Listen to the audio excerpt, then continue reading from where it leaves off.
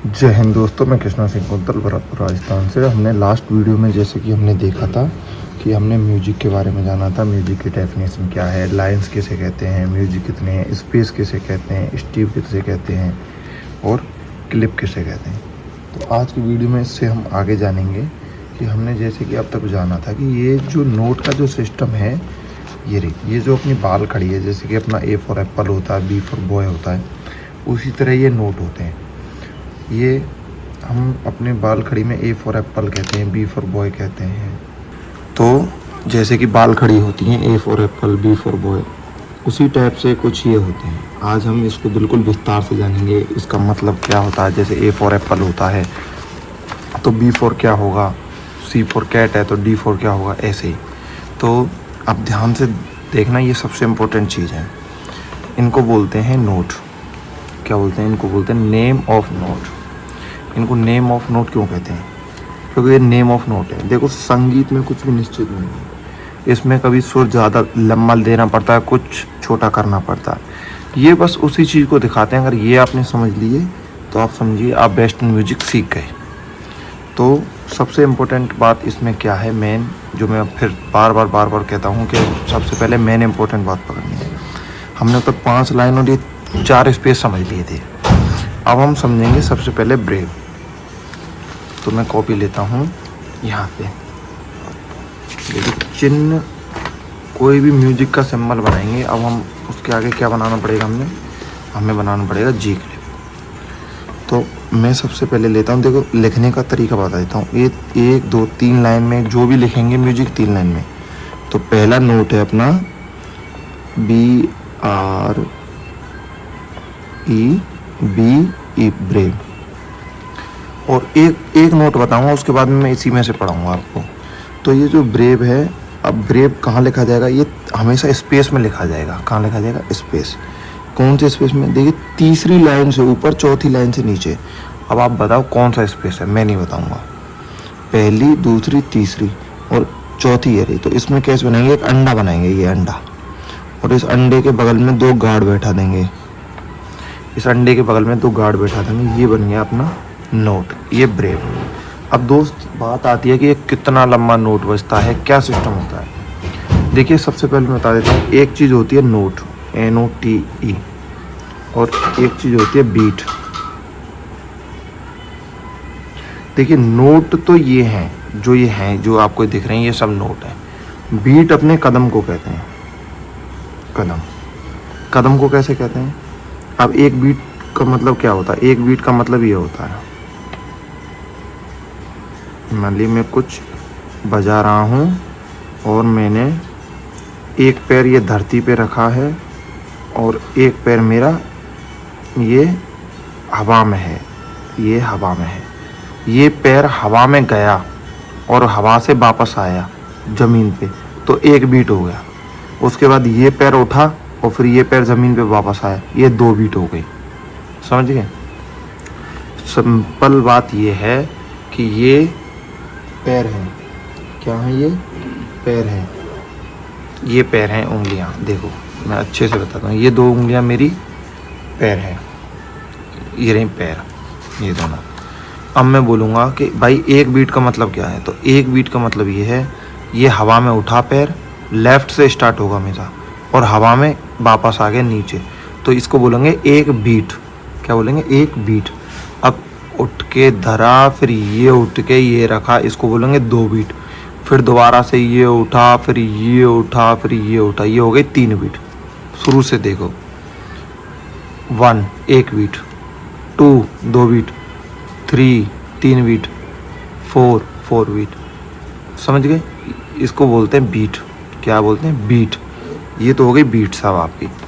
अब जब भी म्यूजिक बजेगा, अब मैं सबसे पहले क्लियर कर देता हूँ, ये जो म्यूजिक है किसी भी एक इंस्ट्रूमेंट का म्यूजिक नहीं है। म्यूजिक सबका एक ही होता है। अब इसके आगे डिवाइडेशन होंगे, वो मैं आपको बताऊंगा। अब यहाँ जाते हैं, ये पेज लेंगे इसके साथ में, ये वाला पेज, ये रहा पेज, ये मैं ले लिया इसके साथ में, तो इसे ही ले लेता हूँ। तो आप सर ध्यान से देखना कि ब्रेव, ये कितना बीट बजेगा। अब आप पूछोगे सर आपने बीट तो बताया, अब ये कितने बीट तक बजता है। देखिए ये बजता है लॉन्ग, क्या बजता है, LONG वाला लॉन्ग, ये बजता रहता है। ये सब का बाप है, इसी से ये सब बने। कैसे बने ये आगे क्लास में हम जानेंगे। तो जब भी आपको ये साइन देखें, एक अंडा, अंडे के चारों ओर 2 गार्ड बने हुए, तो वो नोट है ब्रेव। याद रखना, ये क्वेश्चन आपसे इंटरव्यू में पूछा जा सकता है। आपको साइन दिखाएगा, वो पूछेगा ये कौन सा नोट है, आप बताओगे ये है ब्रेव। इसके बाद में आ जाओ अपना सेमी ब्रेव। अब इसमें बता दिया सेमी लग गया, SEMI सेमी ब्रेव। इसमें देखो वही तीसरे, वही बनने की वही। अब बना कैसे है ये ऐसे बना है उसी लाइन पे, बस इसके चारों तरफ क्या नहीं लगे हुए, गार्ड नहीं लगे हुए उसके। तो ये तो हो गया ब्रेव और ये हो गया सेमी ब्रेव। क्या हो गया, सेमी ब्रेव। अब ये सर कितना बजता है, तो दोस्तों ये बजता है 4 बीट। कितना बीट, 4 बीट। अब 4 बीट कैसे बजता है देखो, मैं सबसे पहले बिगुल की आवाज़ से बताता हूँ तुम्हें। 1 2 लेफ्ट से स्टार्ट करेंगे, लेफ्ट ये कदम है मेरा, 1 2 धा, 4 कदम। अब मैं ढोल की आवाज़ से बताऊँ, ढोल में पहली बात तो ढोल में ये नोट बज ही नहीं सकता, क्योंकि इसके लिए चाहिए कंटिन्यूटी, तो ढोल में नहीं बजेगा। फिर बताऊँगा साइड ड्रम में भी नहीं बजेगा। ये कहाँ बजेगा, बांसुरी में ले लो, चलो फ्लूट ले लो, फ्लूट में 4 कदम। कोई भी इंस्ट्रूमेंट जो लॉन्ग बजा सकते हैं हम, जिसको हम लंबा, एक ही नोट को लंबा ले जा सकते हैं, उसी में ये बजेगा। पहली बात क्लियर हो गई, उसी में ये बजेगा। ढोल हुआ, ड्रम हुआ, साइड ड्रम हुआ, ये बीट मतलब कैसे हैं, ये थाप इंस्ट्रूमेंट कहते हैं, इनको कहते हैं थाप। और जिस इंस्ट्रूमेंट में हवा दी जाती है वो ब्लोइंग इंस्ट्रूमेंट होते हैं। तो brave, semi brave blowing instrument में बजाए जा सके। अब आ जाते हैं अपना मीनम। अब मीनम कैसे बजाता, तो देखो हमने सबसे पहले बनाया था ब्रेव से ही हटा दी तो बन गया सेमी ब्रेव। अब सेमी ब्रेव में हमने एक डंडी जोड़ दी, क्या जोड़ दी, एक डंडी, तो ये बन गया मीनम। अब सुनो, ये नोट आपको ऐसे भी बना दिख सकता है कभी भी, ये उल्टा, तो आपको कंफ्यूज नहीं होना है। ये दोनों ही क्या है, अपना मीनम। क्या है, MINIM। अब ये कैसे बजता है दोस्त, ये बजता है 2 बीट। कितना बीट, 2 बीट। अब कैसे बजेगा 2 बीट, देखो धा, बस धा, 2 कदम बस। ये भी अपना ढोल, ड्रम, थाप इंस्ट्रूमेंट में नहीं बजेगा, ब्लोइंग में बजेगा। ब्लोइंग का मतलब भी बताया था मैंने, जिनमें फूंक दी जाती है। इसके बाद आ जाओ क्रोट चिट, ये वाला CROTCHET, क्रोट चिट। क्रोट चिट में हमने क्या किया था, इस पी को भर दिया, बस ये बन गया क्रोट चिट। ये सेम है, ये क्या है, ऐसे भी दिख सकता है आपको क्रोट चिट और ऐसे भी दिख सकता है, तो कंफ्यूज नहीं होना है उल्टा हो गए। अब क्या बन गया, ये क्रोट, देखो उसी में से बनते जा रहे हैं सारे, क्रोट चिट। अब देखो दोस्त ये बजता है 1 बीट। अब ये बीट कम होती जा रही है, आप ध्यान से देखना, पहले 4 थी फिर 2, अब ये कैसे बजेगा, ये है, अब मुझे ढा, बस खत्म। यहाँ से अपने जो थाप इंस्ट्रूमेंट है, मतलब पीट कर बजाई जाने, वो यहाँ से चालू होते हैं। ढोल में कैसे बजेगा ये ढा, ड्रम में कैसे बजेगा ये ढा।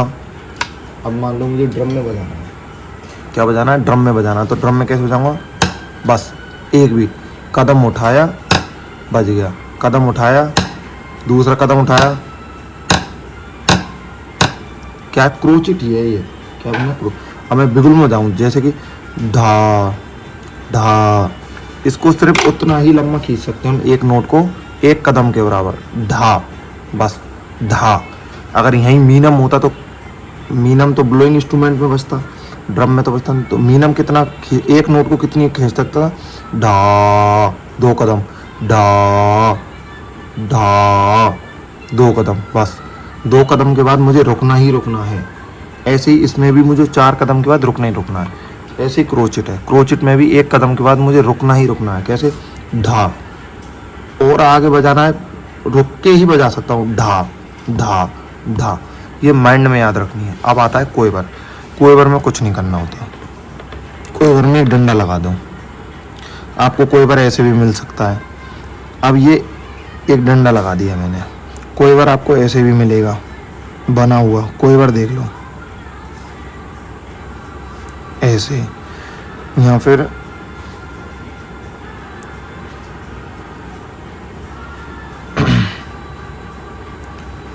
ऐसे। ये कितने कोयबर हैं? ये 2 कोयबर हैं। और ये कितने कोयबर हैं? ये 2 कोयबर हैं।